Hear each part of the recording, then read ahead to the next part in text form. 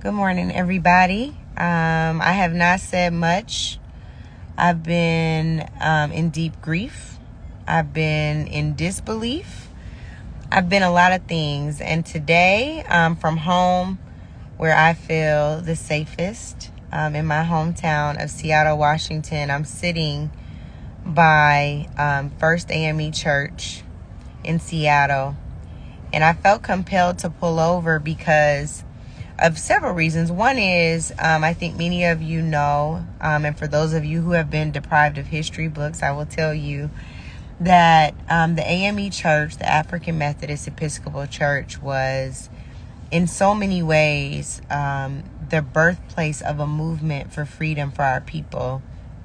It was the place where abolitionists and folks who aspired to be abolitionists convened before slavery ended to talk about what our freedom agenda would be, what it would mean. And the thing that strikes me today on the other side of Veterans Day is I always have my Harriet Tubman necklace on. And of course, she was named posthumously as a general for Veterans Day because of her fight for freedom. What we know is history has not always been kind to Harriet Tubman, that people are just now coming to terms with what it means to go back 19 times to rescue people who aren't sure if they want freedom enough to die for it themselves.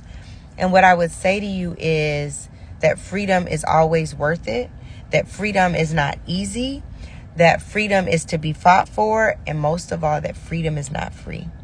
And so what will your freedom cost you is the question. How will we yoke up together and stand shoulder to shoulder in this collective fight for freedom? What does our freedom mean to us? And that's something that I'm going to be wrestling with for the next several days, and figuring out what my role is in our collective journey to freedom. So that's what's on my heart to share with y'all today. Thinking of a freedom fighter and holding her close and remembering that her journey was far more difficult than ours is even now. And that freedom is still worth it. So I'm sending y'all all the love. We got to keep the fight because that's what we know how to do best.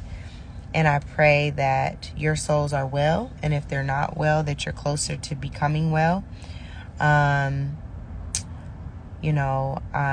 I say often in my lives that I don't do anything. I don't allow anything where you disparage people I love. So I'll say that too. Somebody said, will there be a podcast this week? Yes. We record tomorrow. For those of you who know, we record every Wednesday. And we will be releasing our episode on Thursday. So this is a nonpartisan and a bipartisan call for freedom. And know that I am always standing with you to ensure that you see and realize that freedom one day.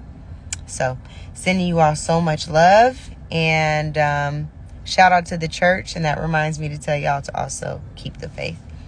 What are we without our faith, right? But also keep working. Talk to y'all soon.